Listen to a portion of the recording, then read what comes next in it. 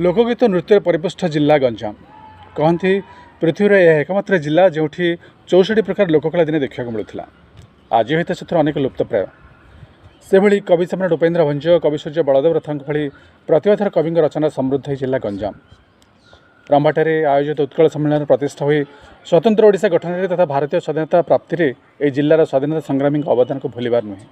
ओडिया साहित्य चलचित्र राजनीति वाणिज्य को मार्गदर्शन कर गंजाम जिलार नामकरण पछरे बहु किंवदंती लोक कहानी और ऐतिहासिक विचारधारा रही। ते विशिष्ट गवेषक पूर्णचंद्र महापात्र बर्तमान नूतन तथ्य आविष्कृत कर एक नूतन दिग निर्देश करछन्ते। से कहती पुरुषोत्तम देव समय ही यह जिलार नामकरण गंजाम हो सारी एभली कि शाला महाभारत में जिलार नामकरण परिदृष्ट हुए। ताले आसतु तांकड़ शुणा गंजाम नामकरण पछरे से कौन नूतन तथ्य आमको प्रदान करुछन्ते। गंजाम जिलार नामकरण संपर्क में दुईटी जुक्ति साधारणतः शुणा थाए। प्रथम है गंज आई एम एक पार्सी शब्द गंजामर नामकरण होइछि कह जाए। गंजाम अर्थात पृथ्वीर शस्य क्षेत्र, किंतु उत्तर अमेरिका रे एक स्थान को पृथ्वीर शस्य क्षेत्र बोली चिन्हित करा जाए। तेणु गंजाम रु गंजाम होइथिबा संभावना नहीं। द्वितीय कथा है पार्सी माने मध्य गंजाम को निजे केबे आसी नाहंती।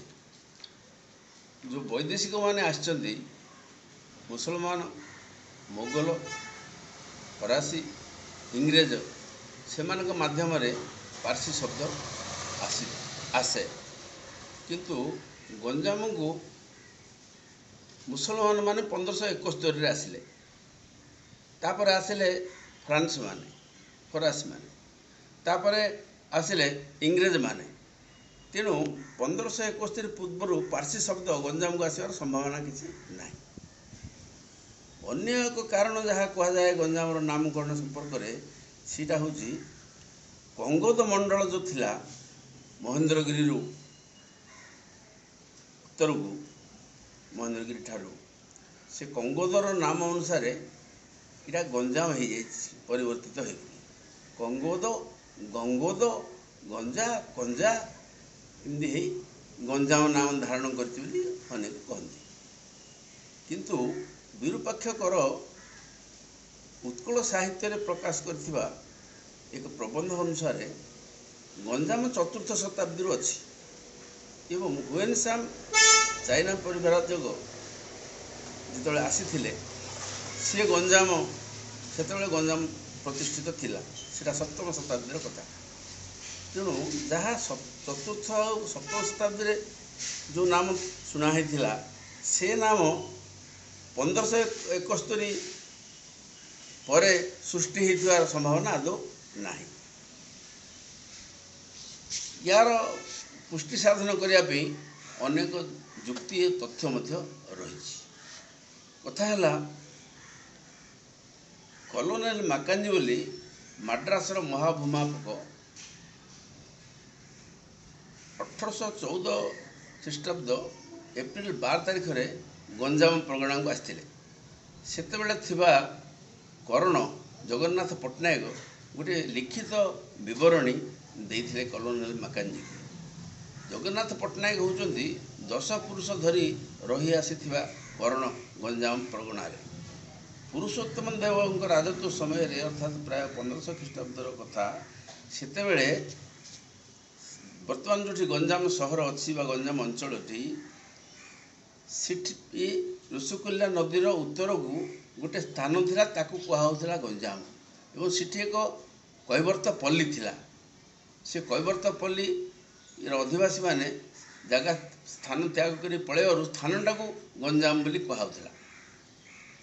पुरुषोत्तम देव राजत्व बेले सिठी जंगल सफा करिकरी तांकर कर्मचारी रामचंद्र पात्र सिठी केतक गाँव से बसैले।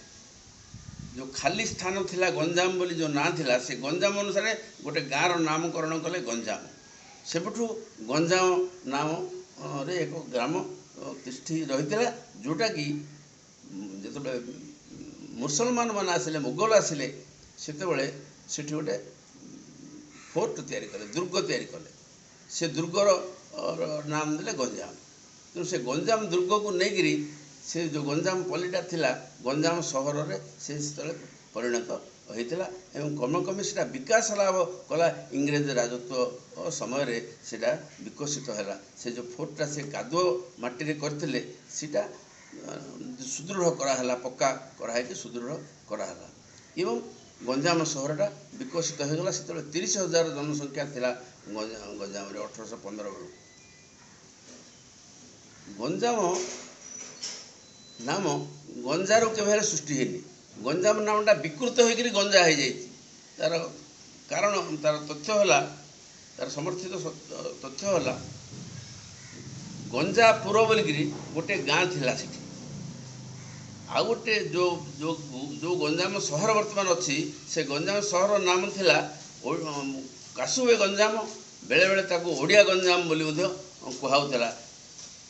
ଗଞ୍ଜାମ ପ୍ରଗଣାରେ ଯେଉଁ 33ଟି ଗାଁ ଥିଲା ସେତେବେଳେ, ସେ 33ଟି ଗାଁରେ ଗୋଟିଏ ହେଉଛି କାସୁବେ ଓରଫ ଓଡ଼ିଆ ଗଞ୍ଜାମ, ଆଉ ଗୋଟିଏ ହେଉଛି ଗଞ୍ଜାପୁର। ଏମିତି ଦୁଇଟା ଗାଁ ସେତେବେଳେ ଥିଲା, ଯେଉଁଟାକି 1814ରେ କଲୋନେଲ ମାକେଞ୍ଜି ବିବରଣୀ ସଂଗ୍ରହ କଲାବେଳେ ଜଗନ୍ନାଥ ପଟ୍ଟନାୟକ କହିଛନ୍ତି। ତେଣୁ ଗଞ୍ଜାମଟା 4ର୍ଥ ଶତାବ୍ଦୀରୁ ଥିଲା। ସେଠି ଗୋଟେ ପ୍ରାକୃତିକ ବନ୍ଦର ଥିଲା ଋଷିକୁଲ୍ୟା ମୁହାଣରେ ଏବଂ ତାକୁ ଆରବୀୟ ଭୌଗୋଳିକ ମାନେ ମଧ୍ୟ ସବୁ ଜାଣିଥିଲେ। ତାକୁ ଭୁଲ କରିବେ, ଗଞ୍ଜାମକୁ କଞ୍ଜା ବୋଲିକିରି ସେମାନେ ବିକୃତ କରିଥିଲେ ଏବଂ ଗଞ୍ଜାମରୁ ସିନା ବିକୃତ ହୋଇକରି ଗଞ୍ଜା ହେଇଛି, ଗଞ୍ଜାରୁ ଗଞ୍ଜାମ ସୃଷ୍ଟି ହେଇ ନାହିଁ।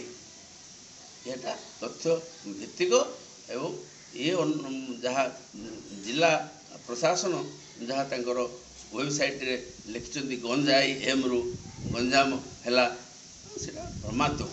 ଆହୁରି ମଧ୍ୟ ଗଞ୍ଜା ସହରଟା ଇଂରେଜମାନେ କରିନାହାନ୍ତି। ଗଞ୍ଜା ଗ୍ରାମଟା ପ୍ରତିଷ୍ଠା କରିଥିଲେ ପୁରୁଷୋତ୍ତମ ଦେବ। ଏ ପ୍ରାୟ 15ଶ ଶତାବ୍ଦୀ ହେବ।